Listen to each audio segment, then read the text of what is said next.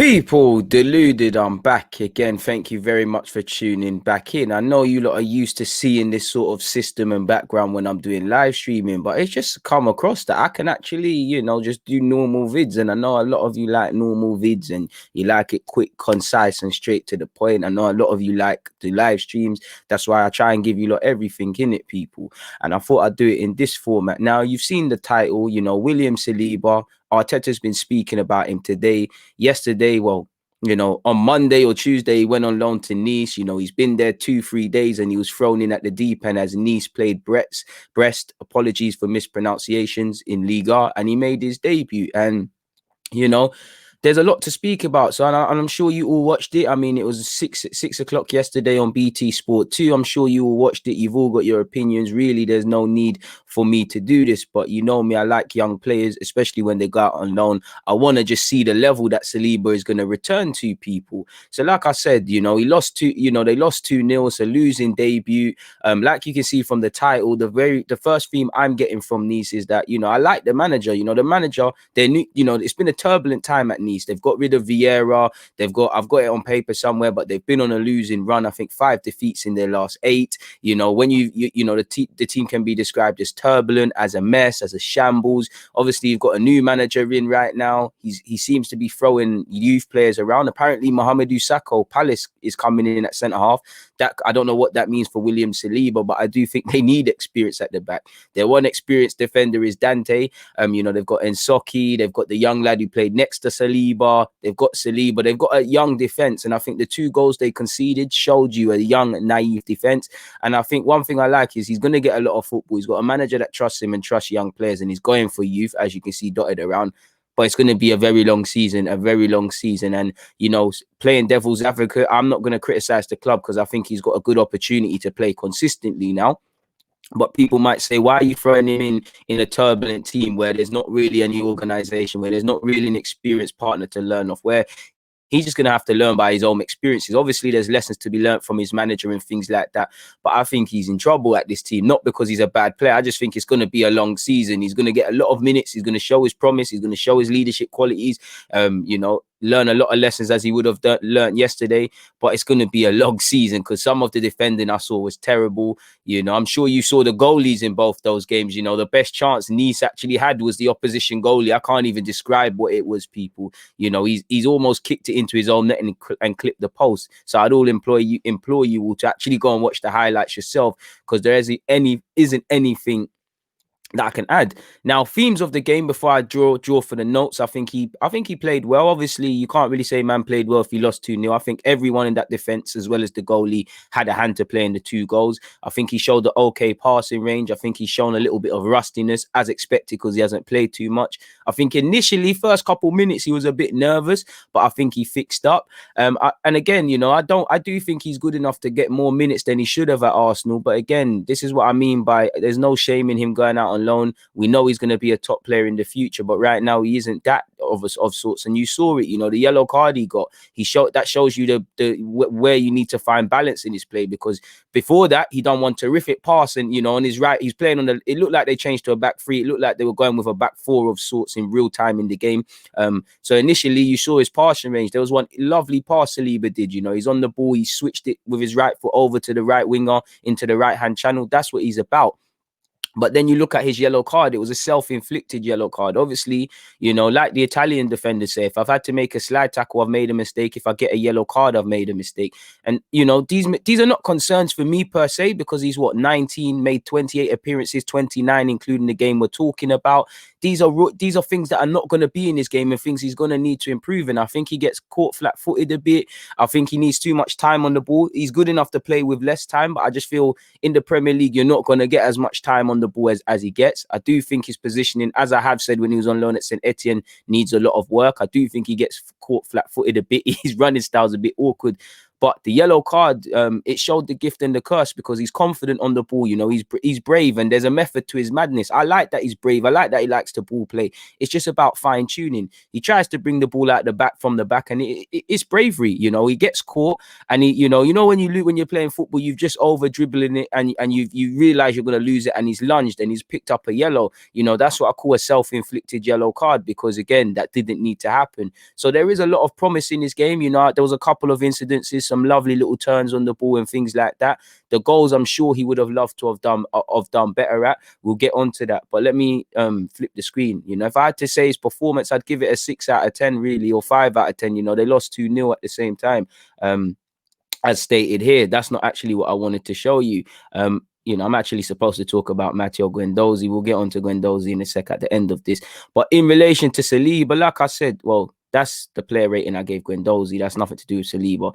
But Mr. William Saliba, as you can see right here, folks, I was watching the game, you know, versus Brest, and I'll endeavor to watch every game I possibly can of Saliba to get a full picture for you guys on where I believe he is. Like I said, I don't know why it says Derby there. Apologies, people. But he's thrown straight into the deep end. It's meant to say deep end. He's thrown straight into the deep end. He signed for 2 days. It's nice to see there's a manager that says it isn't too early or whatnot. So he's thrown straight in at the deep end. He's playing for a team that has 1 win or so in their last 7. You know, the manager's been there a month or so. So it's turbulent times. You know, he's going to have to hit the ground running and thrive within a madness like this. He's got to be a firefighter, where if Nice was, you know, a forest on fire or a building on fire, Saliba's got to go in there and be a firefighter and be the one shining bright spark. You know, even that, you know, he's got to be a bit like Koscielny in a sense of, remember when Koscielny was at the top of his game at Arsenal, and, you know, he was looking good at Arsenal because he's a good defender, but he was looking like the one competent player surrounded by 11 madmen. I think that's what Saliba's got to do to a degree. I don't think there's much. I do think,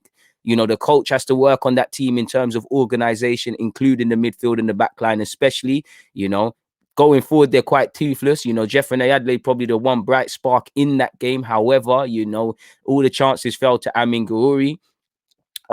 And they didn't take advantage. And for me, you know, you can look at the team, you can't help but like them. They've got Jeffrey Adelaide, who was probably the best player for Nice. They've got Amin Gouiri up front, Ronnie Lopez. They've got players who are described as wonder kids once upon a time, been wonder kids, or just young players. You know, I can't help but admire it. You know me, I like youth talent.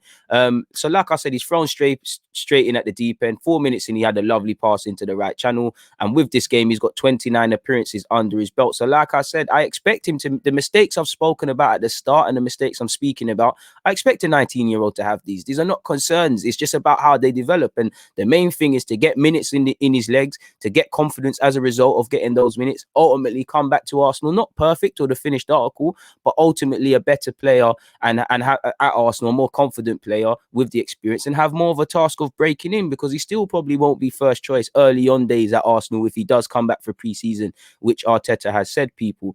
First 1 to 10 minutes, as I said, you know, it was quite nervous, you know, opening touches, but not really troubled in my opinion, really. You know, he shaked off the early nervousness in my opinion. Like I said, he needs to learn to move the ball slightly quicker. He won't have this much time in the Premier League. 10th minute, as I've said, you know, a bit of overconfidence trying to bring the ball out, and it was a cheap yellow card and was really his own doing, you know, but they weren't really tested. I feel from minute 10 to 15, that's when they really found themselves under a real spell of pressure from Brest, and that's actually how you spell Brest and not the actual Brest. Calm down, DG. But yeah, they were under a spell. You know, they had to deal with a lot of corners and holding their shape and whatnot. You know, when they went 1-0 down, I did think it was offside, but every defender is caught flat-footed. You know, this is where this is where they were showing their youth, for my opinion. I wish I had my tactics board to hand to show you guys, but you know, if you could imagine, I did think it was offside, like I said, but VAR didn't. You know, not everybody's watching the ball. You're not watching the strikers off the ball, and you know they're there to tap in the rebound. It's quite reactive defending. It was a poor pass from the left wing back or whatever his name was as well for one of the goals. But again, this is where defenders got to be proactive. Don't get drawn to the ball. Every player got drawn to the ball, and the second goal was more of the same. And that's actually what I'm getting at. You know, it's a poor pass from the left back, left winger, left wing back. You know, Saliba, for his part, if you could imagine, how do I make it make sense? You could imagine this is the defender and this is Saliba, and you've got the opposition striker in the middle. People, I think this centre half, Saliba's partner's done poor because he's got a run on him. Saliba's looked over when it's too late, and for me, there wasn't really any urgency in Saliba's play, and that's where I need you to think like a defender and think, oh crap, it's a poor under hit back pass. He's made the run off my partner. I need to go and stop it. So I don't think Saliba's to blame, but it's a poor culmination of errors, much like the first one. Like I said, he makes the run off Saliba's partner. He then makes it off Saliba and he's not aware. The left wing back or whoever on the left-hand side of Nice, they've played an under-hit pass. I don't blame the goalie for coming out, but he's very slow off his line. And it's like I said, everyone had a part to play in both goals. The second goal was a shameful one. As you can see here, people, terrible goal to concede. Once again, it's meant to say, I don't know why it says wide. This is what happens when you speed type. The whole back line went sleeping, like you can see. It's a poor back pass. Saliba's partner doesn't follow the runner. Saliba looks too late. And the keeper, I don't know what the hell he's doing, but it's a culmination of errors. And if I go and watch the game again, people, like I do for Arsenal's games, I'm pretty sure if I go back in time, it probably won't even just be them. There could have been sequence in play. The one thing I would give them, they still kept trying to play. Saliba didn't hide, in my opinion. Second half, I think they put breast under a spell of pressure. Didn't really amount to nothing either way. Saliba, for me, was playing on the left-hand side at centre-half initially, and it looked like they changed to a back three as they were chasing the game at a point, and he went in the middle of those. As I said, people, please watch the highlights because both keepers were doing an absolute madness, people. Absolute. Apologies for that. And it seems like the light I've just brought, this is why you don't buy lights on Amazon, because they can't do their jobs and it's losing its suction. Apologies for that happening, people, but it is what it is. We need to keep going. Ending thoughts initially, people, it's not making sense here, and I apologize for my spelling, but two very avoidable goals. It's a 5th defeat in 8, I believe, or something for Nice now. Like I said, crucially for me and what gives me benefit, he will get plenty of minutes, but it appears that he's joining a very disorganized team. So for him, he's just got to be selfish, get his minutes, see what he can get out of this and just keep it moving, because it's going to be a bit of a mazza for him, in my humble opinion, trying to get minutes at this football club. Moving away, apart from getting minutes, I do think the manager will try to install organization, because Nice can't carry on with that. They will legitimately fight relegation and things like that if they keep conceding the level of goals they scored.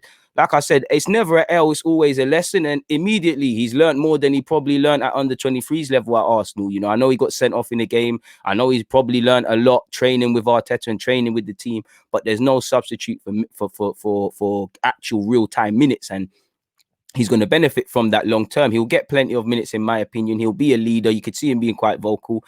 Former Gooner Jeff Rene Adelaide, it was nice to see him get the captaincy at a point in the game, and he was one of the better players.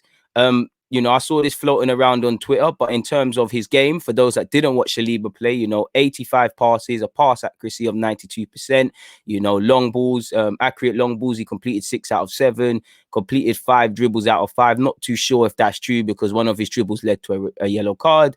He won 4 out of the 5 duels. He completed 3 tackles. He made 3 clearances and he intercepted once. Moving away from that, though, people, and to wrap up, these are Saliba. These are the thoughts of the manager on Saliba. He's speaking today in relation to Saliba going out on loan, and obviously Arsenal versus Newcastle's press conference. He said, we signed a big project that we had some issues with because he's not played enough football over the past 18 months. And at that age and in the development phase he is at, that is crucial. And you can see his inexperience. I'm not going to lie, he will get terrorized in the Premier League. I do think Saliba is one of those, you can't have a handbrake over him. You have to let man fail fast. You have to throw him in at the deep end and let him learn, sort of thing. But I get why he's wrapped in cotton wool. For me, I would have loved to have seen him be our third choice centre-half. I still maintain he definitely could have picked up minutes in the League Cup. Defo could have played in the Europa League. I understand the reluctance in the Premier League because he still is inexperienced. So I don't mind him getting game time here. Hopefully, there's still 19, 20 odd games left for him to play for Nice. So there is something to salvage. And he's also always said, I was always very conscious when he came back, when he didn't do the step that he had to do before joining us, that that to start a relationship with a new manager, new club, new teammates where he's not had any game time is really difficult. And I think it is damaging for the future. So again, I don't mind the reluctance to not use him and develop him and things like that. He said, I want to protect the player that we signed and the future we have alongside him. And the best way to do that is to give him minutes to play. He's been really good. It's been a difficult few months for him to cope with that situation, but I see the development that he's made, the progress that he's shown over the months, and now he's ready to compete. So it's nice to see he's developed at least a little bit. He's improved at least a little bit under Arteta, or Arteta deems it. So, we just want him to come back a better player. He's also said he's going to a really strong league as well, a league he knows really well. He has experience there, and he needs to play as many games as possible to be ready for us next season. So that's probably the most important part for me. You've made your bed. Again, you can never rule out possibly extending his loan at Nice, another loan in France, a loan in Germany. He's linked with the Championship, maybe even a Premier League loan. But ideally, you'd want him to be used here next season or utilised in some capacity. There's talk of signing another centre-half, and there could be some logic to that. But for me, I would like to see Pablo Mari, Pablo Mari, Gabriel Saliba central to our plans next season. I would like to see another centre-half come in because I do think we need that experienced sort of bridge player, which I guess Marie technically is. And I think Holding is probably going to be fifth choice. So the likes of Mavropanos and, the other young players out on loan and whatnot, it seems that there just might not be any bodies here, So that's bullish. That's bullish talk from him. And that should give Saliba some confidence to say, all right, cool. Let me deal with what I need to deal with in the short term. Next season, I know I went on loan to St. Etienne. I know I was kind of sold dreams this year, but I get my minutes. I'm going to, the manager is saying I'm going to be there next season. And he spoke about preseason. Now, again, if he goes to preseason and he's not developed, then again, he'll probably head out on loan. But as you can see, he'll come back for preseason and he'll be with us. And hopefully he'll come back after playing a number of games and with his performance is raising and his development progressing in the right way. That is why we made that decision. So yeah, go and get some minutes under your belt, go and get that little bit more experience, and then you can have half a chance here. He's also said, I know that sometimes it's difficult to understand or explain after the club spent the money bringing him in, sending him on loan, but a lot of things have happened to him. He is a long-term player for us, and we need to protect him as well. Giving him 3 or 4 games is not enough for him. He needs much more. I get that. He needs a consistent run. He needs to get 10 games on the spin, get those minutes, get those consistencies, demonstrate that you can be consistent. Because, let's just say he played PSG yesterday and he shut out Mbappe and things. It's all great doing that, and it will give him his plaudits. But let's just say you're playing Brett's, the team you actually did play in the next game, and you have a shocker. It all goes out the window. So I understand he needs, the occasional 3-4 games isn't going to help him. But I do think the minute it came through that he wasn't able to send him on loan, we could have at least given him the Europa League, really. And together with the 23s, at least there's some sort of experience, to go with, even still loaning them out in January. But this is good for the fans because there was talk of him leaving permanently. You can hear here what, he's coming for pre-season. We're using him next year. He's a long-term project. This does well to calm some fans down because there's been a lot of media frenzy about, Saliba's leaving permanently. We know Get France Football News always trying to make Arsenal look bad and things like that. So yeah, man, and obviously we know there's a lot that's happened to him. I don't really like harping on it, but he's spoken about potential personal issues and things like that, which I hope Saliba's got through. And he's also said, in order for him to do that, I think we have found the right club with him. He is very happy to go there right now, and hopefully he can enjoy his football and be ready for next season with us. So, what more can you really add on that, people? Big him up. Now, on the topic of Matteo Guendouzi, I've done a video before. You know me, people. I really want him to return to this football club. I would love him to return to this football club in January, but he should stay out on loan at Hertha Berlin. For me, next season, he's someone I want to see play. He's contracted until 2022, so I think the club are going to let him leave. Before the whole madness of Guendouzi doing his stuff at Brighton, or that led to his demise, was he not a player that was spoken of signing a new deal? But in relation to Guendouzi, he played for Hertha Berlin. I actually can't remember the opposition they played. Schalke, apologies, people. He scored in the 34th minute. I think he had a 7 out of 10 game, but really it wasn't a game where he really set the world alight or anything. I think his passing was cool. He scored a goal as well. Really, it came across poor defending. Kuncha, who I can't pronounce his name, the Brazilian, took a strike. It deflected or was blocked by a Schalke man before Guendouzi, took his chance and scored. And it was a lovely moment. As we know, he's going to be a father soon. So congratulations on that. hopefully that makes him a bit more mature. I think his passing accuracy was good. He tries to get around. His defending was good. But again, from what I've seen at Hertha Berlin, I'd hardly say his defensive outlook has improved, because that was the one thing with me and Guendouzi. The attitude's one thing. A player like him probably could get more assists and could look to be on the ball and affect teams more. But primarily, I think defensively, he's too slow. His position is poor. He's not strong enough in 1v1 tackles and duels. I do think there was elements of that against Schalke. I do think he swept up well, but I'm just saying for Hertha Berlin, that's one thing I've seen, and I haven't really seen it better. What I'm seeing from Guendouzi is the same things in an Arsenal shirt, and that's not a criticism. I'm still seeing a good player. I just want to come back in May for you guys and say, yo, he's really improved, in a sort of thing. I would love Guendouzi to have a future here. But it is what it is, man. I think he had a good game, and to be fair, he doesn't get too many goals, but he took his chance well, and as you can see here, that's his second in 4 games, so it is what it is. He was good on the ball. It was a victory. They did what they needed to do. In the case of Mavropanos, Leipzig versus Stuttgart was quite the game. I like to watch Stuttgart because they've got our player. They've got a player I like called Juan Matuka. I can't pronounce his name, but he used to play for Paris FC. And, Leipzig should have killed the game in the first half. They even missed a penalty and things like that. Mavropanos came on in the 74th minute. The game was already done, and really there isn't enough of note. He had a couple passes, but he just physically didn't have enough time, literally, to really affect the game and have me sitting here saying anything else. So, definitely the 2 of the 3, I would like to see Saliba and Saliba and Guendouzi integrated into the first team next season. Saliba's probably more likely. Guendouzi's made his bed. Mavropanos signed a new deal to protect his resale value, but with the sort of options at centre half and the decisions that need to be made, I would hardly say his loan spell at Stuttgart has gone to a point where we're like, wow, you know what, this guy is involved next year. So we'll have to see what happens. But I wish all these young players the best, people. I've enjoyed being here for 20 odd minutes. And again, me, people, I can't be across everything all of the time, but I'll endeavour to speak about Arsenal youth players and things like that when I can, people. It's a passion of mine. I like the young players. I like the players that are out on loan. I like to speak about Arsenal and a bunch of other things. So yeah, man, I'll be back. So what more can I say on that front? On that note, people, DG, God bless, I'm out.